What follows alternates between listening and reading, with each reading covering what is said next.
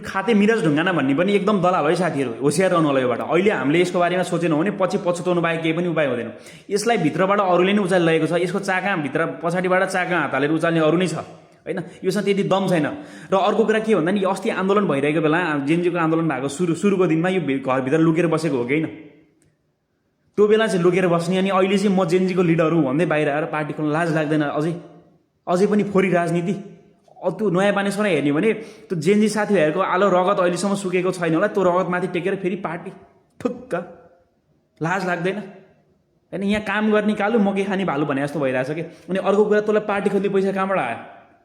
त भर्खर 22-23 वर्षको मान्छे, 20-22 वर्षको मान्छे, तैँले तँसँग त्यत्रो पैसा त छैन होला।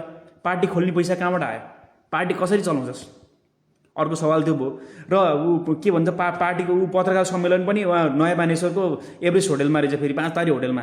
त्यो पत्रकार त्यहाँको खर्च कसले तिर्दियो होइन? यो यावत कुराहरू छन् होइन। यो खासा भन्ने भने योसँग त्यति हिम्मतै छैन, योसँग त्यति ल्याकतै छैन, यो गर्नसक्ने ल्याकतै छैन। यसको पछाडि चाका हात हालेर उचाल्ने अरू नै छन् होइन। त्यो भएको हुनाले एकदम होसियार रहनु होला। र अर्को एउटा कुरा भनेको यो पनि आइएनजिओ एनजिओ यो भित्रभित्र यो षड्यन्त्र छ। यो भित्र पनि पुरै धेरै नै षड्यन्त्र छ कि यो जालो बेरिएको छ।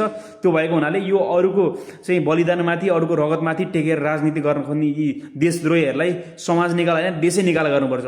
अब त यस्तै गरी उफ्रिँदै गइस् भने तेरो ढाडले पनि दुःख पाउला है। अहिले बेलैमा के तँलाई थर्काएको होइन, धम्काएको होइन, बेलैमा सचेत गराएको मात्रै हो।